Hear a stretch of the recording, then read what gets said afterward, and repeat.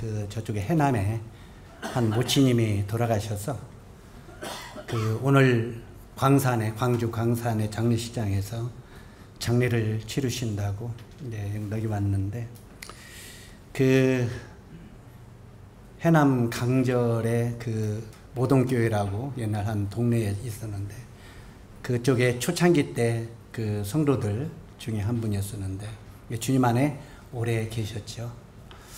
제가 가끔 말씀을 전할 때 그 해남의 그 강질에 복음 집회할 때 그 모치님들이 천국이 얼마나 가치가 있을까요?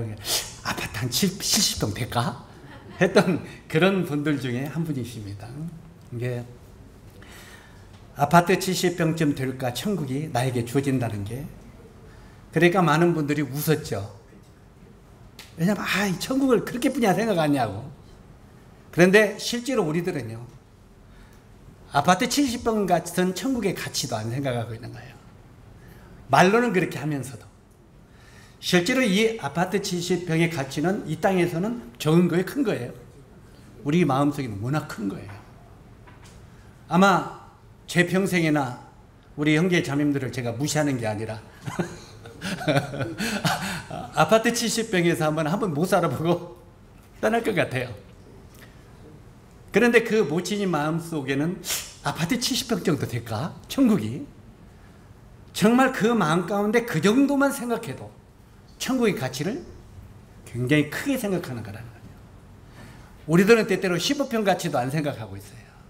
왜요? 정말 그 하늘나라의 가치를 크게 생각하면 크게 생각할수록 우리 삶은 그 나라와 그곳을 향하여 몸과 마음을, 물질과 마음과 모든 열정을 더 쏟겠어요, 안 쏟겠어요? 쏟게 되어 있어요. 그러나 우리가 그 쏟지 아니하는 것은 우리 마음 가운데 말로만 하는 거예요. 천국의 가치를. 오늘 강동원 형제님이 예배 시간에 그 욥에 대한 이야기를 잠깐 했는데, 욥이 마지막에 뭐라고 고백합니까? 내가 하나님의 이야기를 이제까지는 귀로만 들었었더니 이제는 내가 눈으로 친히 보게 되었다고 고백하죠. 귀로 듣는 것하고 눈으로 보는 것은 같아요, 달라요? 다릅니다. 귀로 듣는 것은 막연한 거예요. 천국의 가치, 하늘나라 가치, 모든 게 막연하게 들리는 거예요. 그러나 눈으로 실제로 보면 이걸 위하여 내가 살아야 되구나, 딱 정리가 되는 거예요. 그래서 신앙은 귀로 듣는 것보다는 눈으로 볼 수 있는 이것을 믿음이라고 말하는 거예요. 믿음은 바라는 것들의 실상이라고 그랬잖아요. 그래서 실제로 눈에 보고 그렇구나, 그러면 내가 이 나라로 해서 이렇게 살아야 되겠구나, 결론이 나오겠어요, 안 나오겠어요? 나오게 되는 거예요. 자, 박재식님, 제가 금 10도를 드릴게요. 열량. 금 열량. 자, 귀로 들었죠? 막연해. 금 열량이면 크기는 클 거야. 돈이 좀 많기는 많을 거야. 막연해요. 그래, 안 그래요? 그런데 10도를 딱 눈으로 보면서 이놈 드릴게 하면 딱 눈에 보여, 안 보여? 그냥 그게 딱 마음에 가는 거예요. 눈으로 보는 것과 똑같은 거지만 귀로 듣는 것은 완전히 다르다 이 말이에요. 그래서 욥이 내가 이제까지 하나님의 말씀을 귀로만 들었더니 이제는 눈으로 친히 보게 되었다. 눈으로 친히 그 나라를 보게 되니까, 하나님의 뜻을 알게 되니까 이 세상 모든 건 아무것도 아니구나, 이걸 깨닫게 되더라 이 말이에요. 아멘? 그런데 눈으로 안 봤기 때문에, 귀로만 들었기 때문에 아직 그분의 삶을 해서 그렇게 투자하지, 드리지 못한다는 것입니다. 이게 다른 거예요. 똑같은 것 같지만 백지장 하나가 우아래요. 믿음이라고 하는 것은.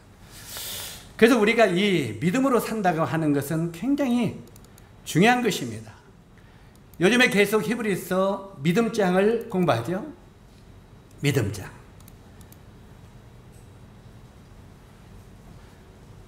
그래서 어제 이제 왜 내가 내 생각과 다르다고 했느냐면, 박재시 형님이 병원에 입원을 했다고 해서 어저께 통화를 했는데 월요일이나 퇴근할 것 같아요 그러시더라고요. 그랬죠? 그래서 일요일 날 교회 예배드리러 못 오시겠구나. 그런데 이제 오늘 오후 4시에 입관을 한다고 했는데 제가 이 장년들 노인의 그 모임을 빨리 끝내야 이제 그곳에 갈 것 같아요. 그 시간에 맞춰서. 그래서 우리 자매 보고 우리 식사 끝나고 바로 노래 시작하고 빨리 끝나고 가는데 오늘 박재식 형제님도 오늘 못 오신다는데 나도 노인회 안 참석하고 그냥 가면 너무 썰렁할 것 같다. 그래서 내가 그 참석하고 가야 되기 때문에 계속 조금 일찍 꼭 참석하고 그 장례식에 조금 늦게 가더라도 참석해야 되겠다. 이제 그 마음을 정했어요. 그런데 눈에 딱 보는 순간 내 생각과 다르네. 자, 실제로 우리가 그 병원에 있든지 어디에 있든지 아프던데 우리 마음은 항상 어디에 있어야 돼? 주님 앞에 경배하는 주님 앞에 있어야 된다는 거죠. 그리고 믿음이 거기에 있으면 내 몸도 따라가게 돼 있다는 거예요. 박영님 마음속에 예배가 귀중하다고 느꼈기 때문에 몸이 여기 따라오는 거예요. 그런데 많은 분들이 그렇게 말하죠. 오늘 내가 마음은요 교회에서 예배 드리고 싶었어요. 마음은요. 그런데 몸뚱아리는 친구 결혼식에 왔구만요. 그럼 마음이 어디 있어요? 마음이 결혼식에 있는 거지 여기 예배에 있는 게 아니었어요. 우리가 그걸 착각하면 안 돼요. 마음이 있는 곳에 몸뚱아리는 따라가게 돼 있는 거예요. 내 마음이 결혼식에 있으면 내 몸도 거기가 있는 거예요. 다시 말해서 하나님께 예배 드리는 것보다는 친구 아들의 결혼식이 우선이기 때문에 내 몸이 거기가 있는 거예요. 그러면 내가 그걸 더 귀하게 여겨요? 주님 앞에 예배 드리는 걸 귀하게 여겨요? 결론은 나와 있는 거잖아요. 답이. 그래 안 그래요? 그래서 이런 모든 하나님 앞에서는 핑계를 댈 수 없는 거예요. 하나님은 우리의 중심을 꿰뚫어 보고 계시는 거예요. 네 마음이 결혼식에 있으니까 네 몸뚱아리도 거기가 있잖아. 그 괜히 하나님 앞에서 속 빼는 소리 하지 말아라. 그냥 내가 이 아들의 결혼이 굉장히 귀해서 내가 여기에 왔습니다. 솔직히 그렇게 하면 좋잖아요. 그래 안 그래요? 그런데 마음은 거기 있는데 마음은 예배에 있는데 몸은 결혼에 왔다고? 마음이 결혼식에 더 귀하게 여겼다 이 말이에요. 그래서 주님은 항상 너희는 먼저 그 나라와 그 의를 구하라. 네 마음이 주님 앞에 예배드리는데 우선이 있으면 네 몸도 거기가 있지 않겠느냐 그 말이에요.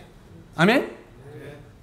시작부터 압박되는 말씀을 드려서 죄송합니다만 그래서 실제로 오늘 형님이 그래서 그렇게 계산을 했는데 제 계산이 완전히 무너졌다 이 말이에요. 그래서 내 생각과 정말 주님의 생각은 다르구나 하는 생각을 했고요. 제가 오늘 형제님의 그 믿음을 과소평가에 대해서 죄송합니다. 진짜 과소평가에 대해서.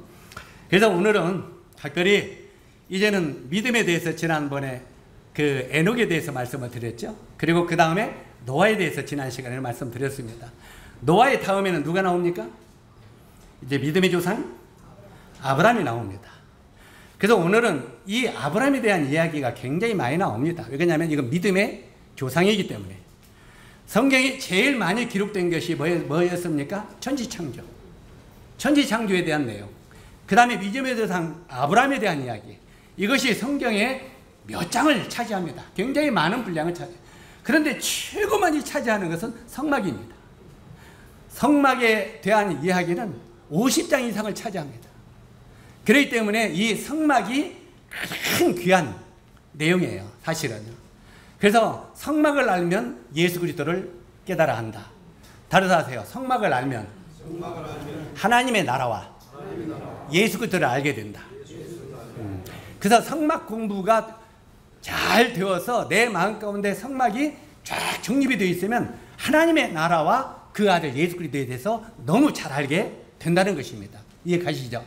그래서 이 성막만 전부 알아도 천국이 어떤 곳이고 예수 그리스도가 어떤 분이고 그분의 사랑과 은혜가 어떤 것이고 이걸 전부 알 수 있어요. 그래서 성막은 시간 되는 대로 50장이 펼쳐져 있으니까 51장이 많이 읽어보시면 좋겠고, 그 다음에 천지창조, 이건 천지창조는 귀한 거잖아요. 이것도 굉장히 많이 할애가 되어 있지만 아브라함에 대한 이야기도 굉장히 많은 시간을 할애하고 있습니다. 왜냐하면 이건 아브라함은 믿음의 조상이기 때문에 그래요. 믿음의 조상은 다른 말로 말미암아 우리의 조상이다 이 말이에요. 자, 아브라함을 우리가 이 성경에 보면 이스라엘의 조상은 누굽니까? 이스라엘의 조상은 야곱이요. 그런데 야곱이라고 하면서도 이스라엘은 아브라함이 우리의 조상이라고 말해요. 왜? 아브라함이 그의 위의 조상이기 때문에.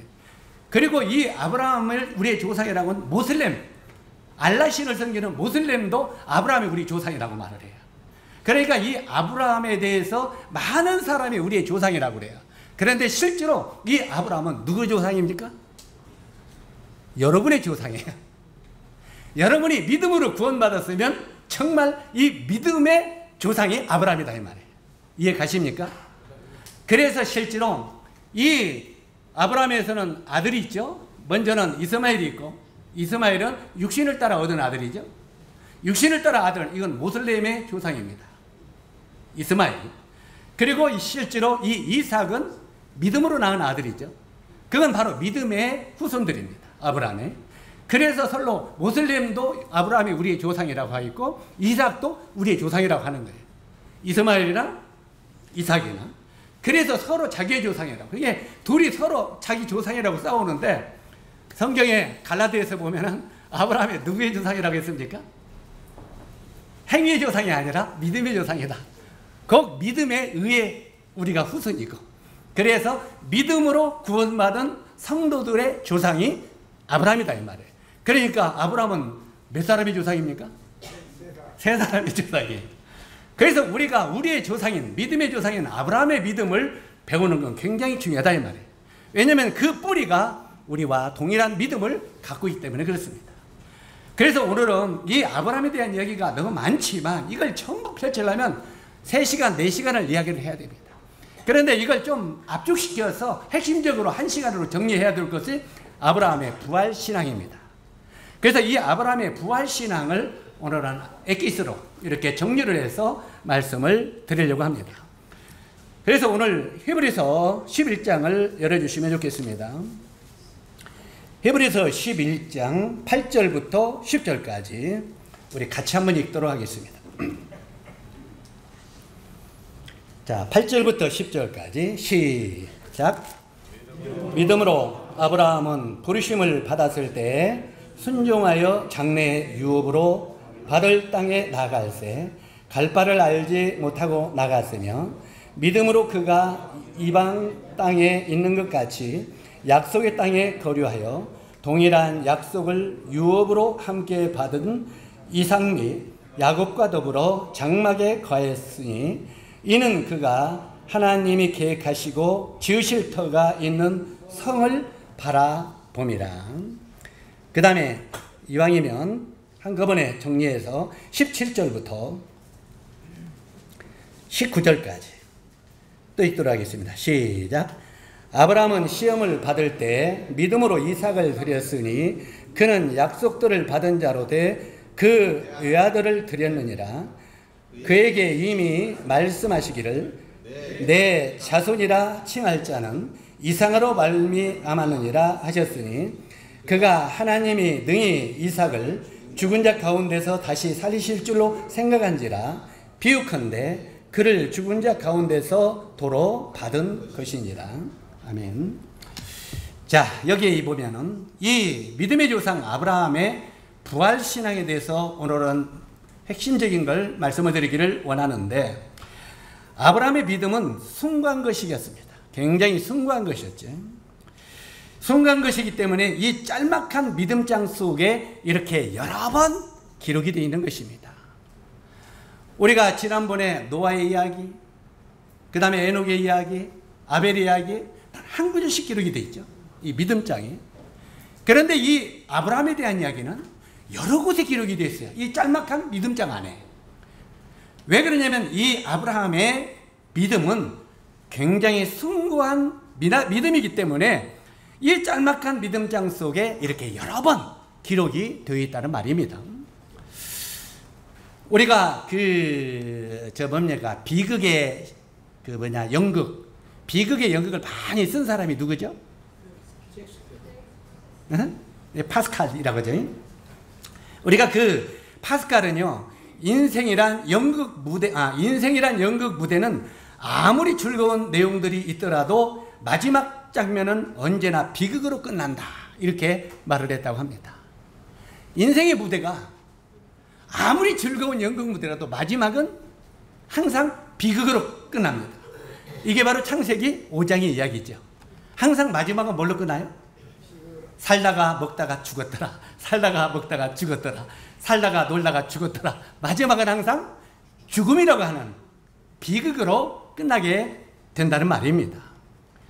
실제로 이 죽음이 과연 모든 것의 종말이냐 이 말이에요. 이 죽음이 모든 것의 종말인가 하고 성경은 우리들에게 물어보고 있습니다. 질문하고 있습니다. 모든 것이 죽음으로 끝난다면 사람들이 이 세상에 존재하는 이유가 도대체 뭐냐고 말이에요. 살다가 죽었더라. 이게 인생의 모든 것이라면 정말 우리가 이 세상에 존재하는 이유가 뭡니까? 우리 형제 자매님들이 살다가 직장생활하다가 놀다가 죽었더라. 이게 인생의 모든 것이라면 그 인생 뭐 사나만 하죠. 차라리 에? 우리가 제일 나이가 누가 어리냐? 건이는 18 아니지. 벌써 많이 살았네. 건이는 몇 살을 살다가 죽었더라. 아까 아벨처럼. 아벨은 장가 한번 가보고 죽었어요? 안 가보고 죽었어요? 아벨은 장가 한 번도 안 가보고 죽었어요. 그런데 아벨은 죽었으나 뭘 남겼어요? 그 믿음으로 오히려 말하느니라. 바로 이 아벨은 젊은 날에 장가 한 번 안 가보고 죽었지만 그가 믿음이 무엇인가를 남겼다 이 말이에요. 유산을 남겼다 이 말이에요. 우리 형제 자매님들은 이 짤막한 인생을 살아가면서 무슨 유산을 남기기를 원하십니까? 뭔가 유산을 남겨야 되잖아요. 이제 우리가 장례식에 오늘 오후에 가려고 하는데, 입관식 가려고 하는데, 저는 이제 그 모친님의 죽음을 보면서도 많은 할 말이 있어요. 왜? 젊은 때부터 많이 경험했고, 우리 가면은 그냥 집에 모시고 가서 대접도 하고 그냥 그렇게 했기 때문에 형제라고 귀하다고. 그분의 생애를 알아야 몰라요? 알고 있으니까 할 말이 많아요, 안 말해요? 그가 어떻게 믿음으로 이 세상을 살다가 오늘 주님의 부르심을 입었습니다. 남길 말이 있어요, 없어요, 유산을? 우리 형제 자매님들은 과연 뭘 남기기를 원하십니까? 뭘 남기기를? 내가 오늘 이 땅을 마무리했다고 하면은, 죽음이 오늘 나에게 임했다면 많은 사람이 나를 어떻게 기억할 것인가 말이에요. 나를. 이건 굉장히 인생 속에 중요한 것입니다. 우리가 얼마를 사는 게 중요한 게 아닙니다. 우리가 100살을 살았다고 해봐요. 요즘에 100세 인생이라고. 100살을 살았다고 해보세요. 100살을 사는데 나중에 마지막 입관의 말을 하려고 하는데 아무리 생각해도 뭘 하다가 죽었다는 말이 안 나와도 안 떠오르는 거야. 100살이나 사는데. 그리고 사람들에게 막 판단이라고 하고 욕이나 먹고, 에이 저 사람 예수 믿는다고 다니 그냥 참 자린고비고 막 이런 소리 듣고 살았다고 봐요. 뭐라고 그 마지막을 이야기해 줄까요? 뭐라고 이야기해 줘요? 100살을 오래 살았으나 사람들에게 해를 끼치다 죽었더라. 욕을 먹다 죽었더라. 이렇게 인생을 나누면 되겠어요? 100살을 살면 뭐예요? 그가 20세 짧은 나이에 살다가 죽었지만 그는 정말 믿음의 가치를 남기고 죽었더라. 마지막을 이렇게 아름다운 이야기거리가 있어야 되니까요. 그래 안 그래요? 여러분, 잔치집에 가는 것보다 초상집에 가는 것이 낫다고 말했어요. 그래 안 그래요? 잔치집에 가는 것보다. 잔치집에 가는 것보다 초상집에 가는 것이 낫다. 왜? 너희 인생의 결국도 이와 같이 됨인지라. 나도 언젠가는 저 죽음의 종착역에 뵀을 텐데 나는 과연 어떻게 나타낼 것인가를 초상집에 가서 깊이 생각하라 이 말이에요. 그래서 초상집에 가는 것이 낫다고 말하는 것입니다. 그래서 우리는 죽음이라고 하는 것으로 이 세상을 정말 모든 걸 그냥 끝내버린다면 존재 이유가 아무것도 없다 그 말입니다. 무엇인가. 그래서 제가 우리 사라한테도 그런 얘기를 가끔 만날 때가 하는데, 야, 우리는 몇 살을 사는 게 중요한 게 아니다. 몇 살을 사는 게 중요한 것이 아니라 우리에게 주어진 시간 얼마나 하나님의 영광 아래 귀하게 사는가, 이게 중요한 거다. 정말 우리가 짤막한 인생을 살아도 참 아까워하고, 성경에 나오는 그 누굽니까? 그 엄마 순간적으로 안 떠오르네. 사도행전에 과부들을 돌봤던 도르가. 아유, 왜 도고통같이 소리가 생각이 안 나. 바로 이 도르가처럼 그가 죽었을 때 수없이 많은 과부들이 그를 그리워해서 안 그리워했어요. 그가 우리들에게 어떠한 헌신을 하면서 살았던가 하면서 그를 아쉬워하면서 그림을 남긴 도르가처럼 짤막한 인생을 살아도 사람들에게 그림을 남기는 사람이 되어야 되지 않겠습니까? 그래 안 그래요? 100살을 살아도 참 무의미한 인생을 살았다면 그건 정말 수없이 오랜 세월을 살아도 무의미한 인생을 살았다 이 말이에요. 그래서 우리가 주어진 이 시간을 얼마나 가치 있게 살아가는 것이 굉장히 귀중하다 그 말이에요. 그래서 우리가 존재하는 이유는 가치 있는 하나님의 영광 아래에서 살기 위하여 우리가 존재하고 있다고 하는 걸 기억하시면 좋겠습니다. 우리가 구약성경 욥기서 14장 14절에 보면은 욥이 그렇게 고백을 합니다. 그렇게 하나님 앞에 질문을 합니다. 사람이 죽으면 어찌 다시 살리이까? 하나님, 사람이 살다 죽으면 또 살 수 있는 길이 있습니까? 사람이 죽으면 끝나는 것입니까? 그 뒤에는 또 어떻게 되는 것입니까? 이게 욥이 하나님께 질문한 내용입니다. 죽은 다음에 우리는 어떻게 되는 것입니까? 끝입니까? 이걸 하나님 앞에 질문합니다.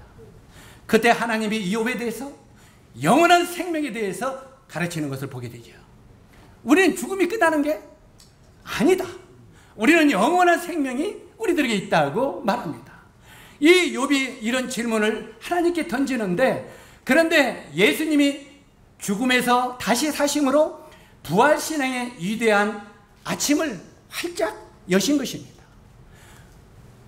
우리 주님이 죽음으로 끝나는 것이 아니라는 걸 가르쳤어요? 안 가르쳤어요? 우리들에게 사람은 죽어서 끝나는 게 아니라고 하는 것을 가르쳤습니다.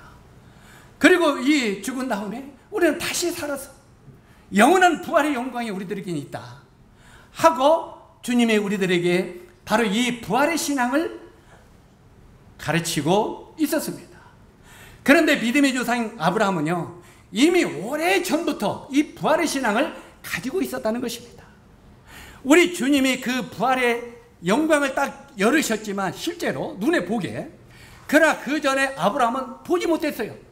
보지 못했지만 하나님의 말씀을 귀로 듣고도 이미 부활신앙을 그 마음속에 간직하고 있었다는 것입니다. 이 부활신앙을 가지고 있었다고 여기에 본문에 증거하고 있는 것입니다. 첫 번째, 이 아브라함은, 믿음의 조상인 아브라함은 근거한 부활신앙을 가지고 있었는데, 창세기 17장 15절로 22절까지 보면은 이제 이삭이, 그 아들 이삭이 약속을 통해서 얻었죠.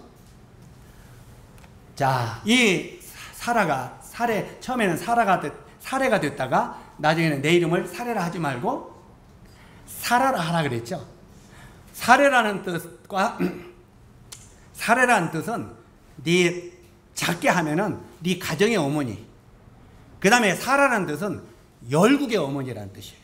다시 말하면 모든 믿음의 사람들의 어머니다 이 말이에요. 그래서 실제로 모든 믿음으로 살아가는 사람들의 어머니로서 어떻게 하나님을 섬겨야 되는 것을 가르쳐라 하는 말이에요. 이게 이제 사례를 사라로 만들었는데, 이제 이 사례 있을 때 이제 나이가 몇 살이었습니까? 90살이에요. 거의 90살이에요.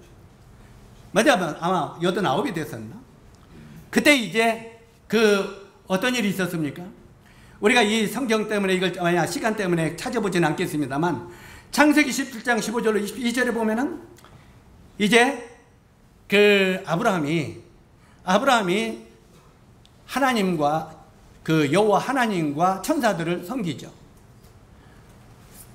아주 살찐 송아지를 잡아서 잔치를 합니다. 그러면서 하나님의 사람들이요, 여기서 잠깐 쉬었다 가십시오. 그리고 저희들이 준비한 정말 이런 음식을 드시고 그 여행을 가십시오. 그러니까 그래, 그러면 네 봉사를 내가 받으마. 그러고 그늘에 앉아있죠. 아브라함이 바로 쫓아가서 종들에게 송아지를 잡아가, 제일로 아마 아브라함의 친히 송아지를 골랐습니다. 제일로 번질번질을. 골라가지고 잡아다 종들에게 이걸 잡으라. 그리고 사례한테 뭐라고 했습니까? 이걸 요리를 좀 하시오. 아주 맛있게 키우고 당신의 실력을 뽐내서. 그래가지고 이제 요리를 합니다. 그래가지고 이 하나님의 사자들과 하나님이 그걸 먹지요. 먹으면서 실제로 이제는 그들에게 축복을 합니다. 아브라함에게 축복하는데, 내가 내년 이맘때 올 때 네 아내 사례에게 아이가 있을 것이다. 나이가 90이 되어가지고 그때 사라가 뭐라고 말합니까? 하나님 망령났네. 이제 하나님 망령나셨어. 내가 나이가 90이 된 할머니고, 우리 90된 할머니 손 한번 들어봐. 아직 없지? 아직 없지? 우리 정문주 모체님도 애 낳을 수 있어, 믿음으로 나면. 사라를 보면. 자, 이 90이 된 할머니에게 내가 내년 이맘때 되면 아들을 낳으리라 하니까 하도 기가 막히니까, 나는 이미 경수도 끝나고 모든 게 끝나서 이제는 더 이상 그런 걸 그냥 생각할 수도 없는 나이입니다. 그때 하나님께서 바로 이제 그러면서 애를 갖는다고 하니까 그 잔치를 다 해서 주어가지고 이제 그 부엌에 문 뒤에 있으니까 참 제 양반을 미쳤네. 내가 어찌됐든 나 같은 자가 애를 갖는다고 씩 웃었습니다. 그런데 하나님은 그를 봤어요, 안 봤어요? 눈에 봤어요? 그냥 저 꿰뚫어 봤어요? 문 뒤에 부엌에 들어오는데 하나님은 이미 보고 계셔요. 보고 가면 뭐라고 했습니까? 사례야, 네가 왜 웃냐? 안 웃었습니다. 아니라 네가 웃었느니라. 이때 사람 마음이 얼마나 놀랬겠습니까? 아무도 한 분은 그 문 닫았고 부엌에서 혼자 씩 웃는데 그걸 지금 바깥에서 다 보고 있다 이 말이에요. 하나님은 외모를 보는 분이 아니라 하나님은 그 중심을 꿰뚫어 본다 이 말이에요. 때때로 우리들은 기도할 때나 말씀할 때 하나님을 가르쳐서는 안 됩니다. 하나님이 우리가 하는 일을 모를 줄 알아요. 그러면서 하나님 내가 이렇게 했죠? 하나님 제가 이렇게 뭐 했는데요? 하나님 그거 다 알고 있어요, 모르고 있어요? 너 지금 나 가르치냐? 에? 너 그거 다 알고 있어. 근데 우리는 때때로 하나님은 모르는 같이 내가 내 모든 것을 하나님 앞에 가르치려고 그래. 때때로는 내가 선생에 대해서 하나님을 가르치려고 합니다. 하나님은 이미 우리의 모든 걸 꿰뚫어 보고 계십니다. 사라야, 네가 웃었다. 안 웃었습니다. 웃었느냐? 사람 마음에 두려움이 왔다고 그랬죠. 하나님이 어떤 분인 걸 알았을 때 두려움이 왔다고 했습니다. 두려움 오면서 거기서 하나님께서 놀라운 말을 하시는데, 그게 무슨 말입니까? 한번 따라서 하세요. 사람으로서는 할 수 없으되 하나님은 하시느니라. 우리 형제자님들이 이 말씀을 마음속에 내마로 새기시기 바랍니다. 사람으로는 할 수 없으되 하나님은 할 수 있느니라. 이 말을 우리가 구원 문제만 그렇게 하시는 게 아닙니다. 구원 문제만 그렇게 하는 게 아니라 우리의 모든 것을 꿰뚫어 보는 하나님께서 우리가 준비가 되고 때가 되면 그렇게 하신다는 거예요. 때때로는 왜 내가 기회도 해도 안 들어주시냐면 아직 때가 안 됐기 때문에 그래요. 아직은 네가 이걸 받을 만한 믿음이 있다 없다? 내가 너를 축복해 줘도, 내가 너를 이렇게 도와줘도 네가 이걸 받을 만한 믿음이 아직은 없어. 그러니 내가 여기 원하는 여기까지 오면 내가 그때 축복해 줄게. 욥이 그랬잖아요. 욥이 쭉 하니까 얼마나 원망도 하고 나중에는 하나님께 반항도 하고 그랬어요. 원망도 하고 때도 쓰고. 그런데 마지막에 때가 딱 욥이 거기에 오니까 하나님이 그를 축복하신 거예요. 때때로는 하나님이 여기 올 때까지 기다리시는 분입니다. 그래서 여기에 바로 이 아브라함에게 일찍이 이 전에 네 후손을 주겠다고 그랬어요. 그런데 아무리 기다려도 후손이 와요, 안 와요? 안 오는 거예요. 그러니까 사라도 답답하니까 나중에 그 자기 여종 하갈을 집어넣어 가지고 이스마엘을 낳잖아요. 예? 나중에 그게 지금까지 평생 원수가 돼갖고 싸우잖아. 지금까지 인간의 생각이. 그래서 이 율법으로 낳은 아들과 믿음으로 낳은 아들은 죽을 때까지, 주님 오실 때까지 싸우는 거예요. 우리들도 육과 영이 싸우는 거예요. 예? 우리 안에 육은 이스마엘이고 영은 이삭이에요. 바로 영과 육이 우리 마음속에서도 싸우고 있는 거예요. 이것이 외형적으로도 싸우고 내면적에서 싸우고 있다 이 말이에요. 계속 이렇게 싸워. 그렇게 했을 때 이제 끝났다 생각했어. 나중에 너 때가 되어 너 아들을 주니까 아브라함이 뭐라고 말합니까? 하나님, 우리에게 아들 주려고 하지 마시고 우리 이미 육신으로 얻은 누구요? 이스마엘이나 축복해 주십시오. 아니다.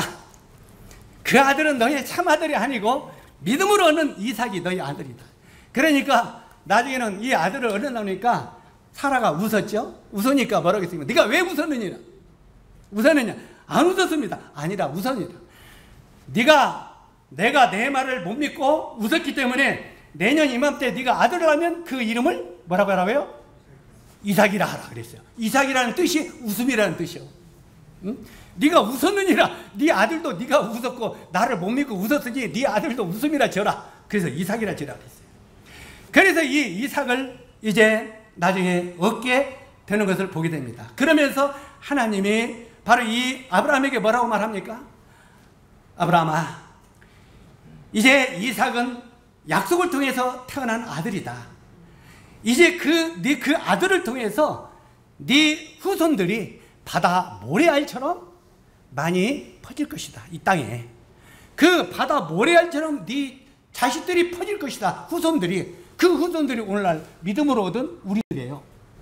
아멘? 네. 여러분은 믿음으로 구원받았으면 믿음으로 얻은 아브라함의 아들이다 이 말이에요. 그 후손들이 말이에요. 실제로 이 믿음으로 이제는 네 후손들이 바다 모래알같이 된다고 이렇게 했을 때 그 말을 아브라함이 믿으면서도 많이 혼란을 했던 것 같아요.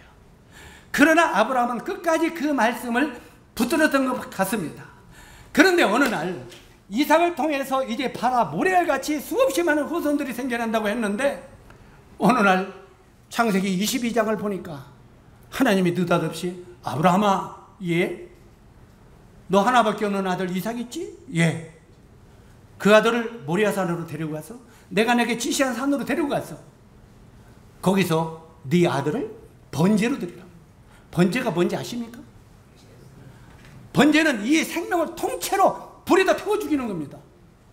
구약에 성막에 보면은 그 양을 잡으다가 그 장에 죄를 지은 우리들이 양에 대해 안수하죠.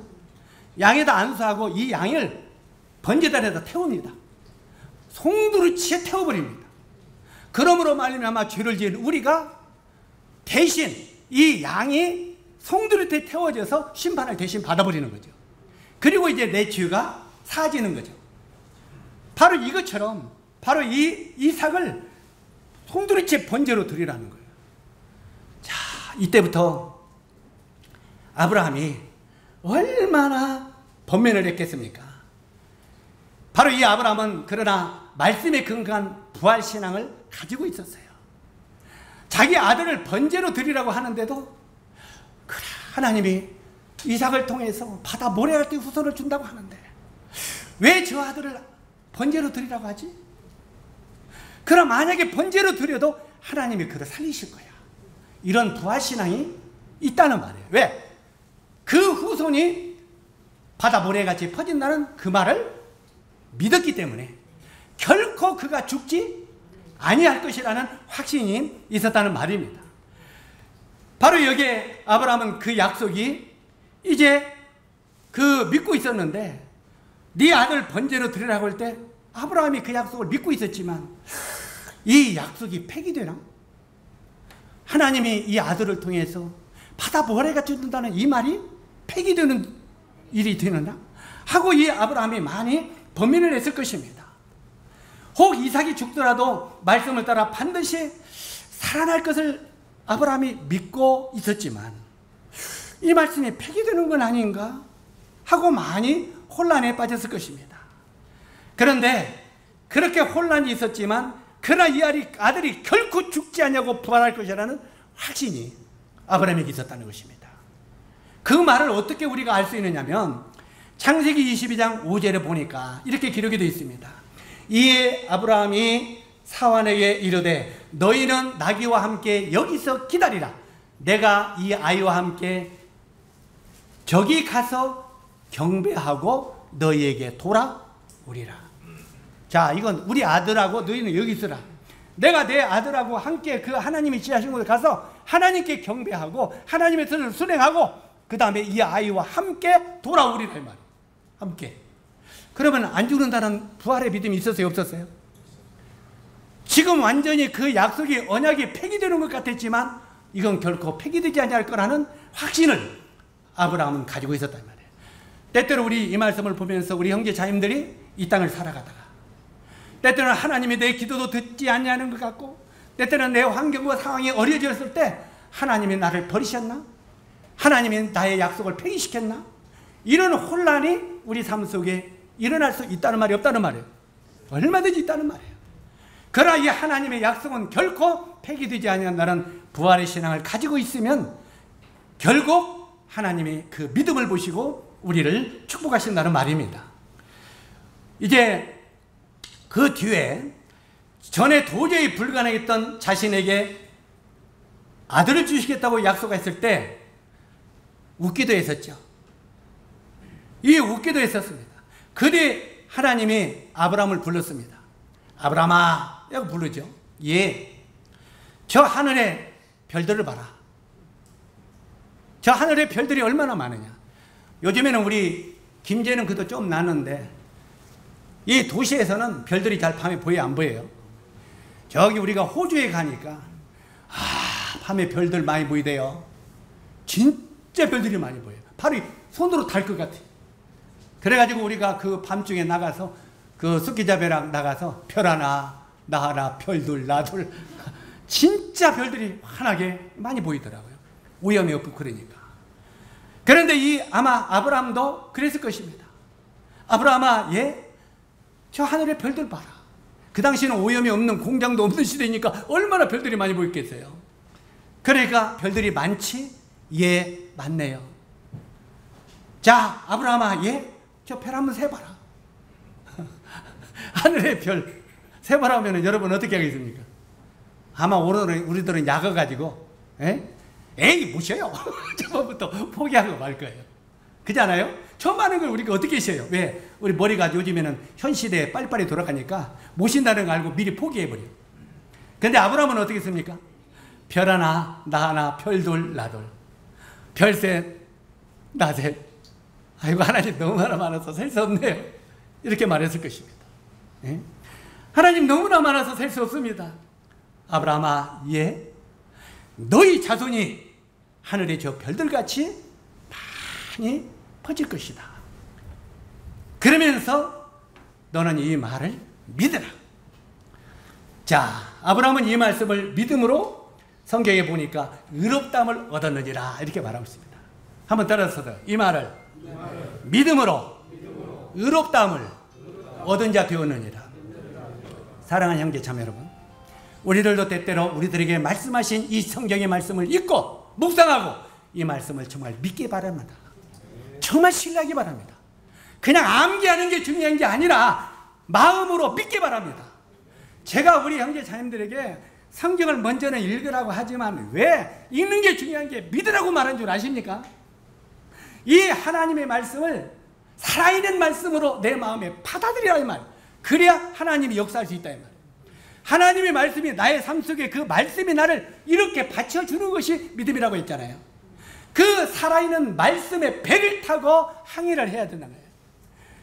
하나님의 말씀은 우리를 목적지까지 인도하는 배입니다. 그 말씀의 배에 우리 생명을 올려놓고 타고 가라 이 말이에요. 말씀과 함께 아멘. 실제로 이 말씀과 함께 동행하는 게 중요합니다. 말씀을 읽는 게 중요한 것이고 암기하는 게 중요해요. 어떤 사람은 초등학교, 내가 이런 말 참 조심스러워요. 이제 이러면은 나중에 야, 그거 필요 없다 대 하고 암기도 안 하려고 하니까. 그런데 우리 애들이 초등학교 때 그냥 10편 1편 줄줄줄줄 외워. 나중에 고등학교 들어가고 대학교 들어가면 10편 1편 외워. 잊어버렸어요. 왜? 초등학교 때는 암기하는데 대학교 들어가서는 잊어버렸어요. 잊어버렸다는 말이 사라졌다는 말이에요. 마음속에 사라졌다는 말이에요. 정말 그 말씀이 우리 마음속에 새겨서 내 마로 함께 가야 된다 이 말이에요. 내 마는 살아있는 하나님의 말씀으로 내 안에 심어져서 나의 살과 피가 되어버린다 이 말이에요. 하나님의 말씀이 뭐가 된다고요? 나의 몸과 피가, 살과 피가 되어버린다 이 말이에요. 그 말은 말씀과 내 삶과 함께 가게 돼 있다 이 말이에요. 이걸 내마라고 말하는 거예요. 그렇게 내마로 내 마음에 받아들이지 않았으면 그 하나님의 말씀은 로고스에 불과하다 이 말이에요. 하나님의 말씀은 말씀인데 내 것으로 되어 있는 말씀이 아니라는 말이에요. 이건 로고스라고 말해요. 그래서 이 로고스가 내마로 내 마음속에 움직였을 때 이것이 생명으로 역사된다 이 말이에요. 바로 이 아브라함이 항상 이 하나님 말씀을 로고스로 마음속에 받아들인 것을 보게 됩니다. 실제로 아브라함은 이 말씀을 믿음으로 의롭다함을 얻은 사람입니다. 그러기에 그 약속의 말씀을 근거하여 이 아들이 분명히 다시 산다는 부활의 신앙이 그 마음속에 있었다는 말입니다.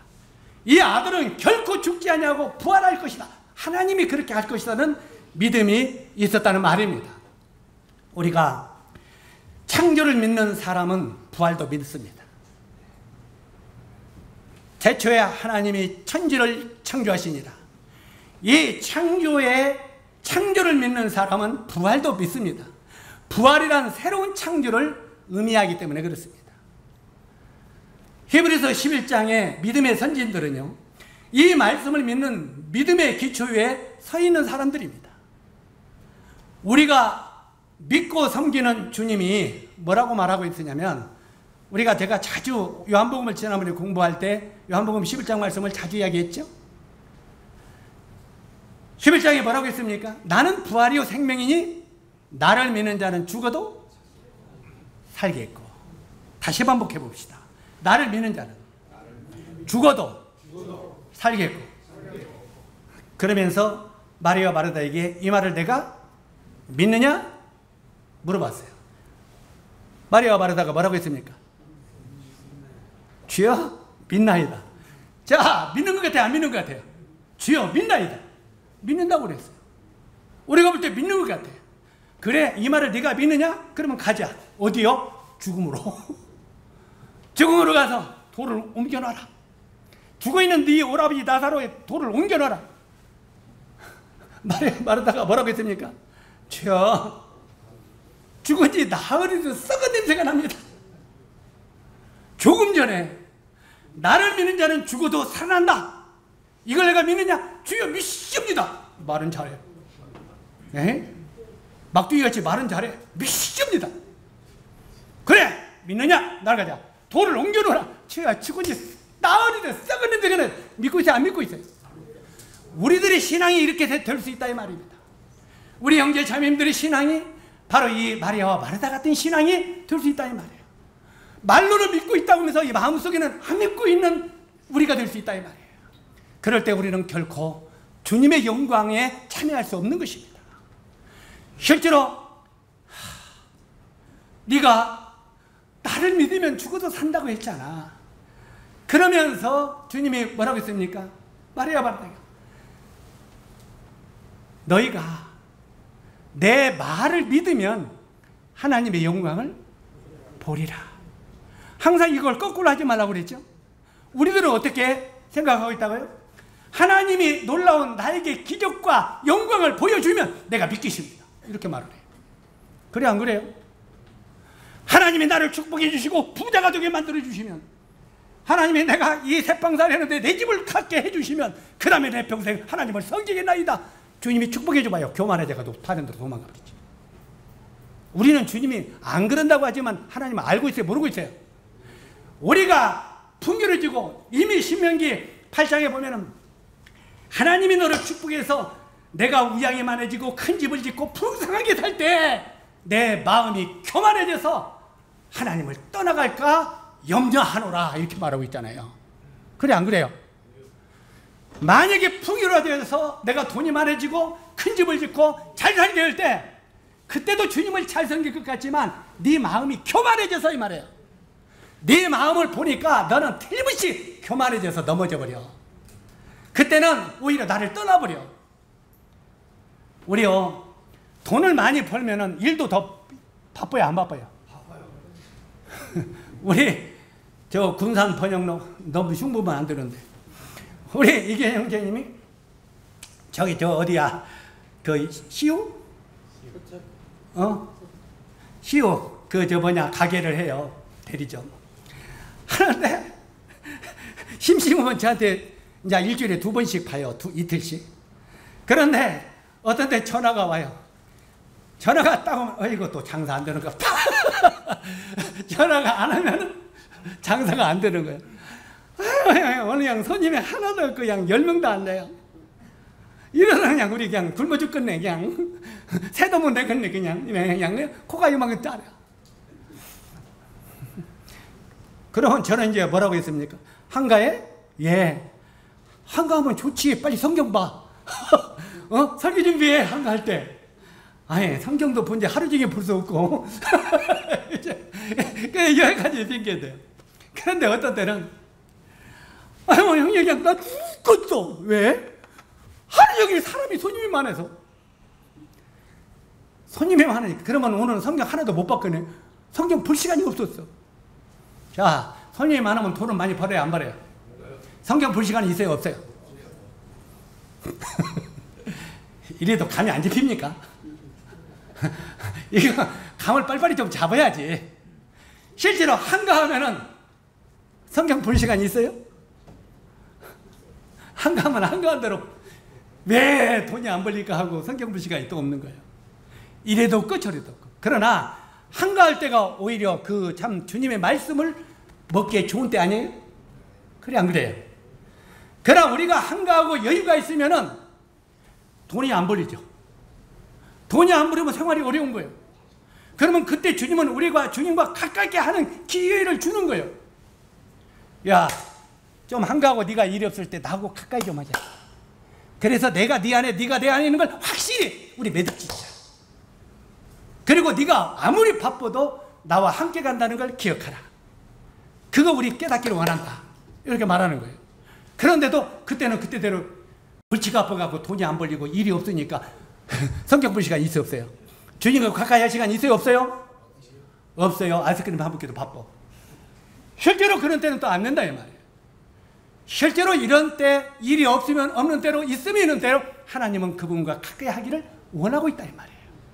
그래서 우리가 풍요해지고 정말 풍성해지고 아름다운 집을 짓고 풍요해질 때 네 마음이 교만해져서 나를 떠나갈까 염려하노라. 이건 하나님이 우리를 꿰뚫어보고 있는 거예요.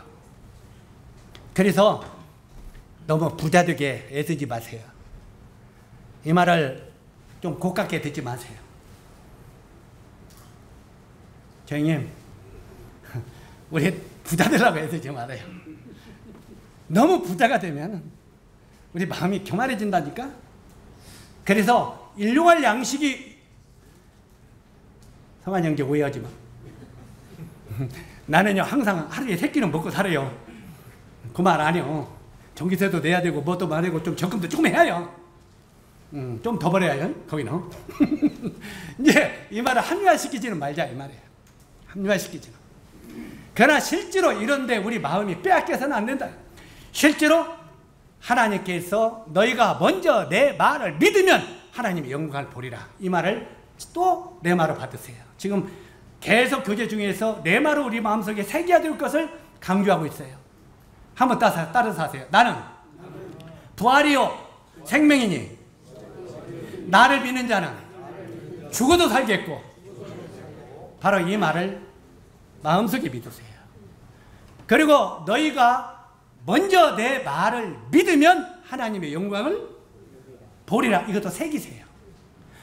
영광을 보여주면 믿겠다고 하지 말고, 내가 이 병이 났으면 믿겠다고 하지 말고.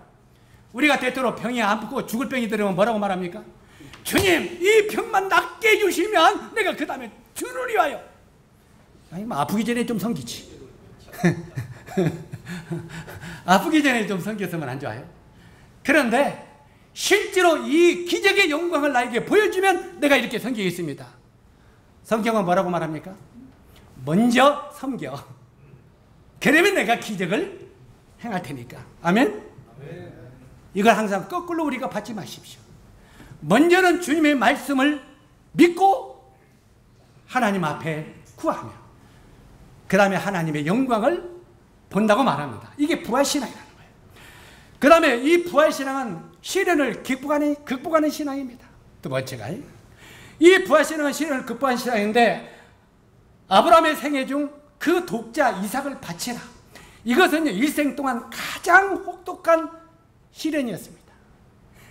자관 우리가 믿음으로 이걸 아브라함이 극복했지만, 또 믿었지만, 아들을 번제로 드리라고 하는 하나님의 말씀이 독자를, 이삭을 번제로 바치라는 것은 믿음의 조상인 아브라함에게 제일 큰 인생의 시련이었어요. 정말 혹독한 시련이었어요. 내 사랑하는 이를, 아들 독자 이삭을 데리고 모리아 땅으로 가서 내가 내게 지시한 산으로 가 거기서 그를 번제로 드리라. 번제로. 외아들을 번제로 드리라면 여러분은 어떻게 하겠습니까? 정말 번제로 외아들을 드리라면. 이 드라마의 절정은 창세기 22장 7절에 나오는 말인데, 이 드라마의 절정에 22장 7절에 아들 이삭이 자기가 태워 죽일 나무를 등에다 짊어지고, 예? 불을 짊어지고 성냥, 부싯돌을 들고 모리아산으로 올라가는 거예요. 자기가 짊어질 나무를 지고. 아브라함이 뒤를 따라가면서 그 모습을 봅니다. 아들이 지가 죽을 나무를 짊어지고 불을 들고 올라가면서. 그런데 올라가면서 아들이 이상한 게 있어. 뭐가 없어요? 양이 없어. 거기서 질문합니다. 아버지, 불과 나무는 여기 있는데 번제할 어린 양은 어디 있어요? 여러분이 아브라함이라면 어떻게 하겠어요? 아마 저 같으면 미칠 겁니다. 그들을 들어서. 이러면 이게 대체 무슨 말을 해야 되냐? 지금 나무를 지고 죽으러 가는 이삭을 보면서, 아버지, 풀과 나무는 있는데 양은 어디 있어요?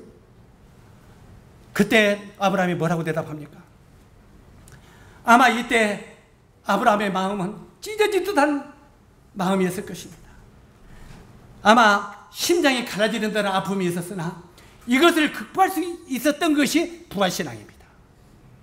여기서 우리 형제 자님들이 오늘 마음속에 정말 새겨야 할 것은, 우리가 어려운 시련이 우리에게 오면은 항상 우리 마음속에 이 어려움 시련 속에 부활신앙을 바라보십시오. 이것이 모든 것을 이길 수 있는 힘의 원동력이 여기서 옵니다. 아브라함이 정말 힘들었던 그 원동력이 부활신앙을 바라봄으로 힘의 원동력, 그걸 이길 수 있는 원동력이 온 거예요. 시련을. 그러면서 아브라함이 뭐라고 말합니까? 어린 양은 하나님이 친히 준비하시리라. 그러면 이삭이 자기가 죽을 나무를 지고 불을 가지고 모리아산으로 올라가는 의미가 뭐겠습니까? 하나님의 아들이신 예수 그리스도가 우리 죄를 위하여 십자가에, 자기가 죽은 십자가를 등에 메고 골고다로 올라가는 모습입니다. 이걸 그림자로 보여주는 거예요. 그림자, 모형으로. 바로 이 예수 그리스도, 그분이 십자가를 지고, 자기가 죽은 십자가를 지고 골고다로 올라갈 때 아브라함처럼 하나님은 뒤에서 그 자기 독생자를 하늘에서 보고 계셨을 거예요.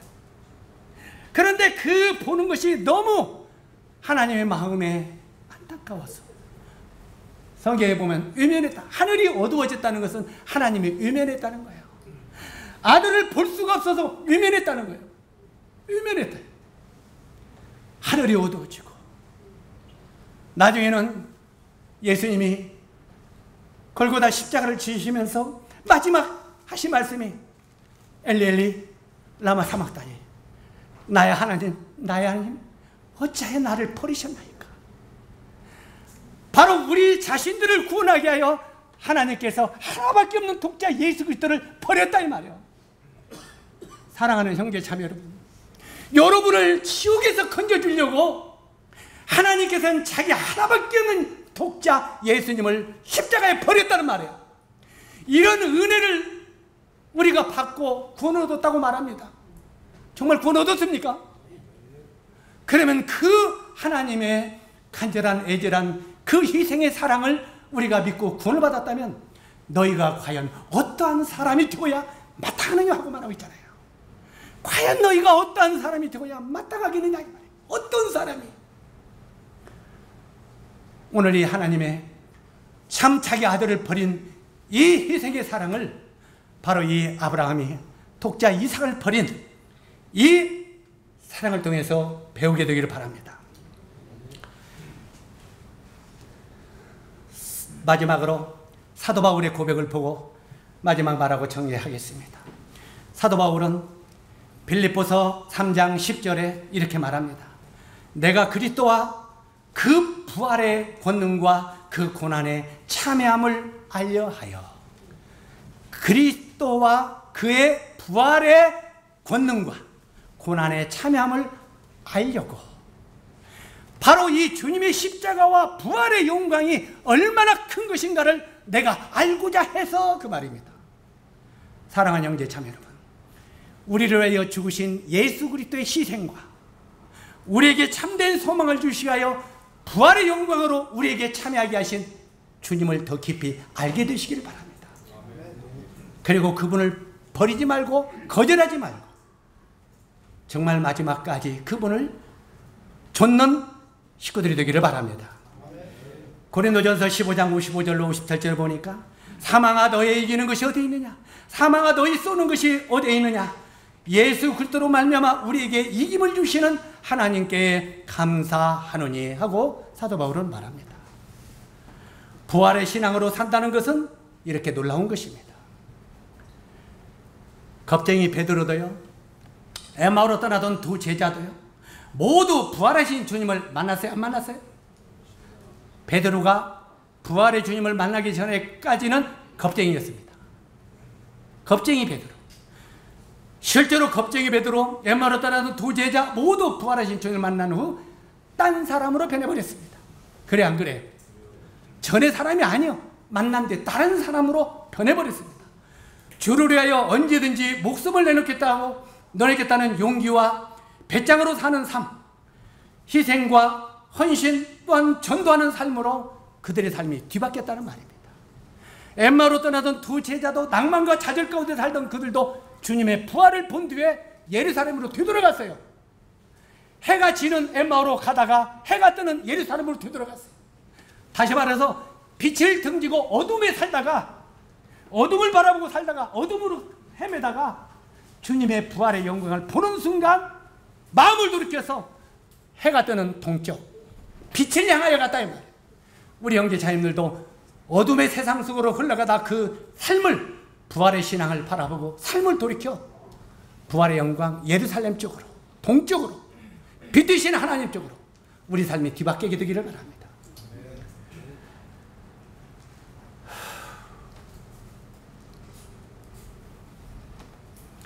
오늘을 살고 있는 여러분 앞에 다가오는 시련과 고통이 아무리 어렵다 할지라도 여기 나오는 믿음의 선지인 아브라함보다 더 혹독하지는 않을 것입니다.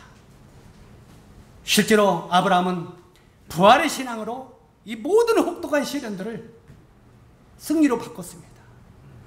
우리 형제 자녀들도 십자가의 죽음에 머물러 있지 말고, 십자가의 죽음에 머물러 있으면 우리 삶이 안 바뀝니다. 그냥 자나깨나 주님 십자가에서 나를 구원해 주시고 감사하고 100번 죽어, 저 그거 잊으란 말은 아닙니다. 십자가의 죽음 속에만 머물러 있지 말라 이 말. 이제는 고개를 돌려서 부활의 영광을 바라보고 나가라 이 말이에요. 복음은 십자가의 죽음이 복음이 아닙니다. 그건 반죽 복음이에요. 십자가의 죽음과 부활의 영광으로 들어가는 것이 참된 복음을 깨달은 사람들입니다. 아멘.